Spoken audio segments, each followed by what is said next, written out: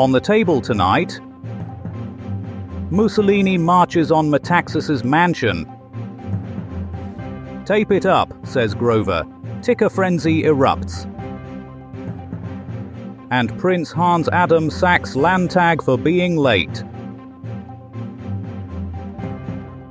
And later in the program, a special report on a chicken named Cluck Norris, who's running for mayor of London on a platform of more corn. Those are the headlines. I've got a pencil stuck in my eye. News bang, spreading truth like a bad case of chickenpox on the lying elite. A 1940. Benito Mussolini's attempt to conquer Greece has become a masterclass in military incompetence. His invasion force, equipped with summer uniforms and an abundance of pasta, is floundering in the Greek mountains like a lost tourist in a toga. Local shepherd Stavros Papadopoulos, shaking his head, chuckled. They asked me for directions to Athens. I sent them towards Albania instead. Those Italians couldn't find a gyro if it hit them in the face. Military experts blame the Italian army's footwear. You can't invade a country in designer loafers, scoffed one general. Those Gucci shoes are better suited for a catwalk, not a battlefield. The Greek resistance, meanwhile, has pushed the Italians back so far they're practically knocking on Rome's door. We just ran out of olive oil, one Greek soldier explained, and they surrendered. 1886. A New York harbor was in a frenzy today as a giant green woman was unceremoniously dumped on America's doorstep. The Statue of Liberty, a gift from those cheese-eating surrender monkeys in France, arrived with a distinct lack of fanfare and even less wardrobe. Eyewitnesses report French sculptor Auguste Bartholdi spent 17 years perfecting the statue's face, only to be thwarted by a sneeze at the last minute.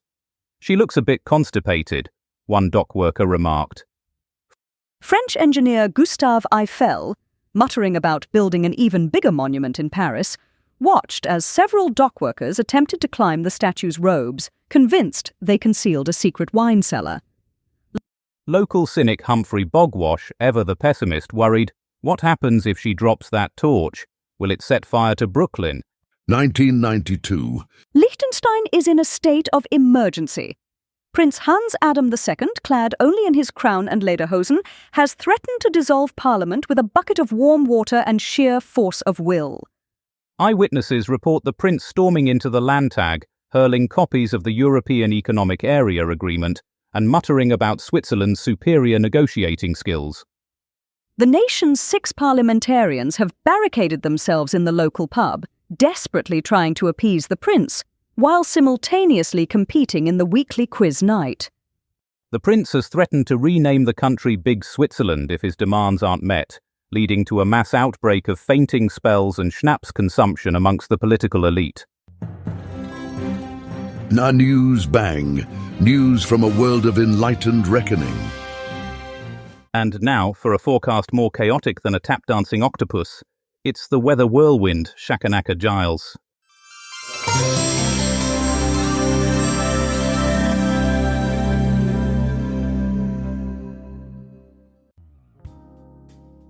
Down south, hold on to your hats, folks, because the ground's going to be doing the jitterbug. That's right, the ghost of the 1707 Hoey earthquake is back for an encore. We're talking tremors, wobbly teacups, and possibly a few startled pigeons. Best sleep with a hard hat under your pillow, just in case. Up north, a right blusterer is blowing in, wind strong enough to turn your umbrella inside out and send it flying off to Timbuktu. Hold on to your toupees, folks, and if you see a flying pig, duck. And in the east, prepare for a proper drenching. Rain coming down like it's auditioning for the role of Noah's flood. If you're heading out, pack a life jacket, an inflatable dinghy, and a good book. You might be waiting a while for the water to recede. And that's all the weather.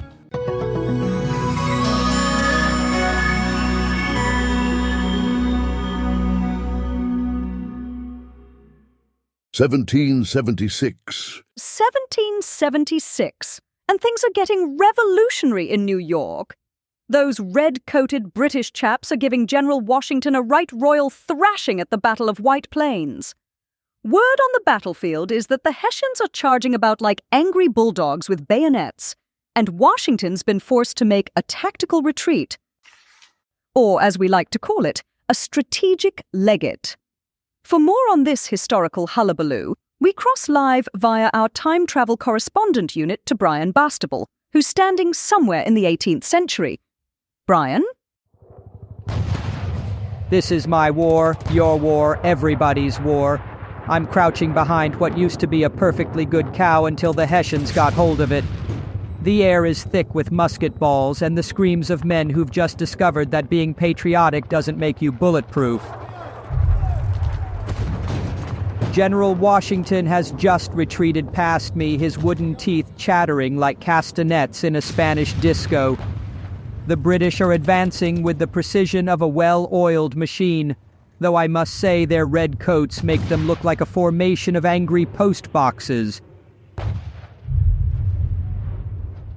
The situation on Chatterton Hill is, quite frankly, apocalyptic. I've just seen a man's wig blown clean off his head, taking most of his actual hair with it. The Hessians are charging up the hill like angry badgers, their bayonets glinting in the autumn sun.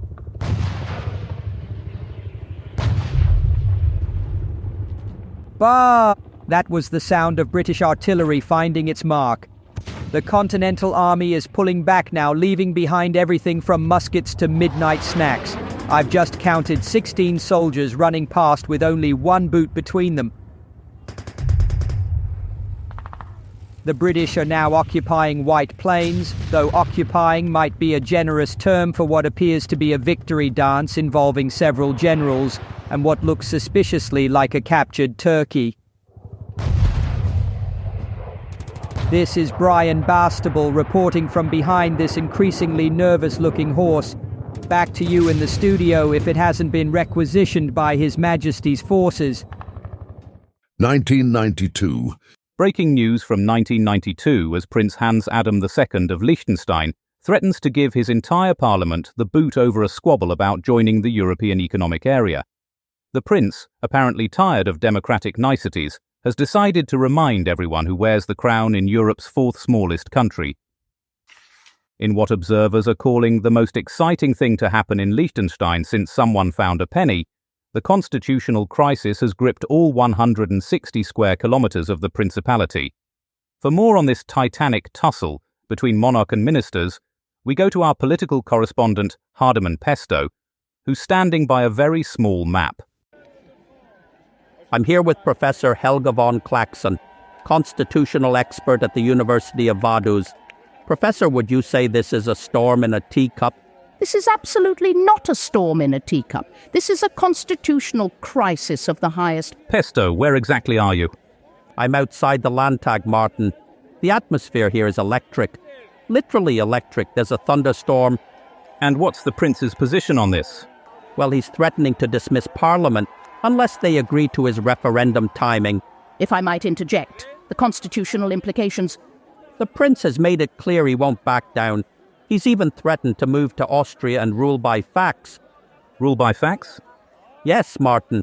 Modern times require modern solutions. That's completely incorrect. The prince merely suggested... Pesto, are you actually in Liechtenstein? Define in Liechtenstein. Are you physically present within the sovereign borders of the Principality of Liechtenstein? I can see it from here. Where are you? Switzerland. How far from Liechtenstein? About 40 miles. This is ridiculous. I'm not even in. And Professor von Claxon? She's here with me. In Switzerland? Well, she's on the phone. From? The University of Birmingham. Pesto, thank you. That's our constitutional crisis correspondent, reporting from absolutely nowhere near a constitutional crisis. 1886. Breaking news from 1886, where the French have just given America the largest garden ornament in recorded history. The 151-foot copper lady, complete with spiky hat and torch, has been installed in New York Harbor, presumably to warn off approaching ships, or perhaps just to make the British feel inadequate. In what can only be described as mass hysteria, Americans celebrated by throwing tiny pieces of paper from windows, a tradition that would later become known as littering with style. And for more on this Franco-American display of competitive gift-giving, we cross live via our time telegraph to CBN's Melody Wintergreen. New York Harbor, 1886. Melody Wintergreen here, where the air is thick with excitement, the smell of salt water, and enough ticker tape to wallpaper the entire city.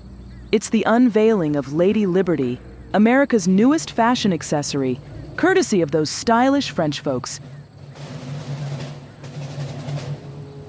This 151-foot copper goddess is a sight to behold, a beacon of freedom, a symbol of hope, and a pretty darn good way to scare off any sea monsters lurking in the harbor.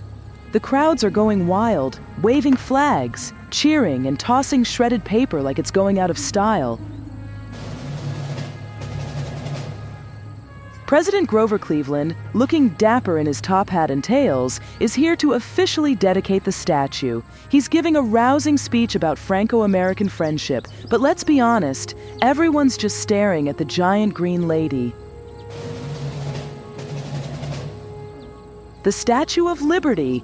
It's a marvel of engineering, a testament to the power of art, and a reminder that sometimes the best gifts come in extra-large crates. Those French sure know how to make an entrance.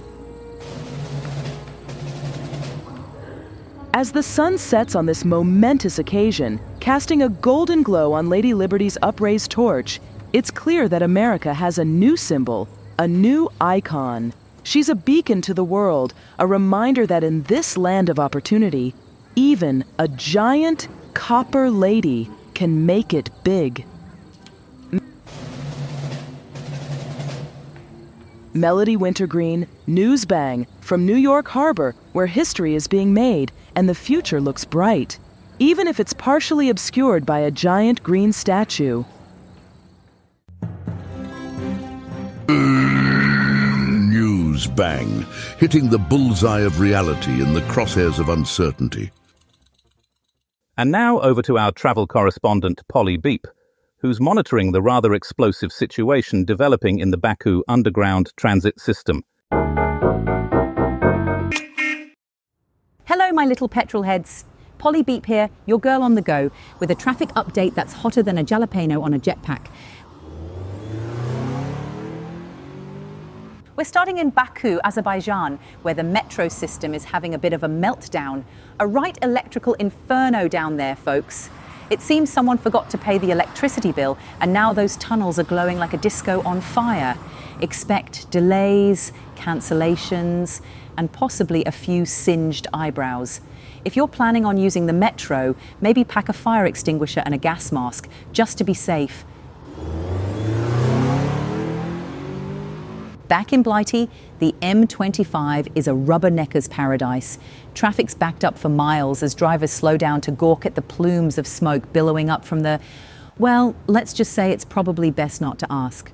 Honestly, you'd think those commuters had never seen a bit of smoke before. It's not the end of the world, folks. Keep calm and carry on. And speaking of the end of the world, the A13 is looking like a scene from a post-apocalyptic movie. A convoy of Soviet-era trains is trundling down the road, sparks flying, horns blaring, and leaving a trail of singed tarmac in their wake. I wouldn't be surprised if they're heading for the coast, hoping to hitch a ride on a passing nuclear submarine.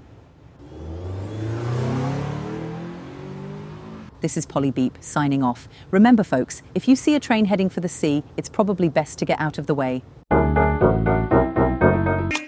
1971.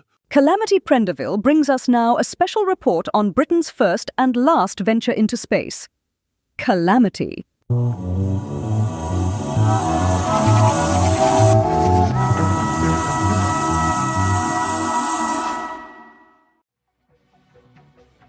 Good evening, Science Watchers. On this day in 1971, British ingenuity reached new heights when we launched the Prospero satellite from Woomera, Australia, using our very own Black Arrow rocket.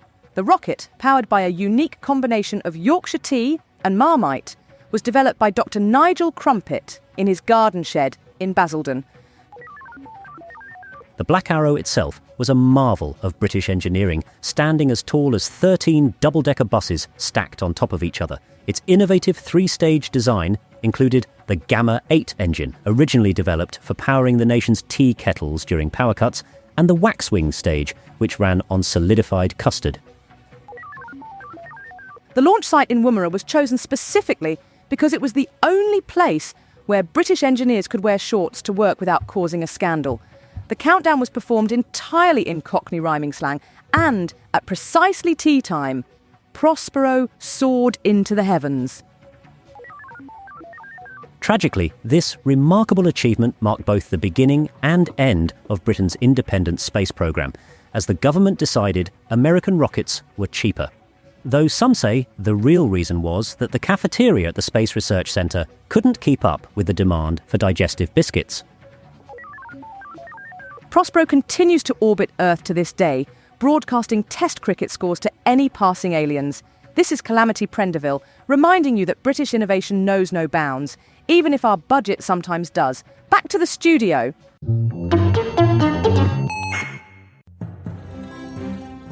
News bang, piercing the propaganda to its kneecaps with a pincer of reality. And now, as the evening draws in like a velvet curtain across the news desk, we turn to our royal and historical correspondent Sandy O'Shaughnessy, who brings us tales of discovery and golden faces from the sands of time.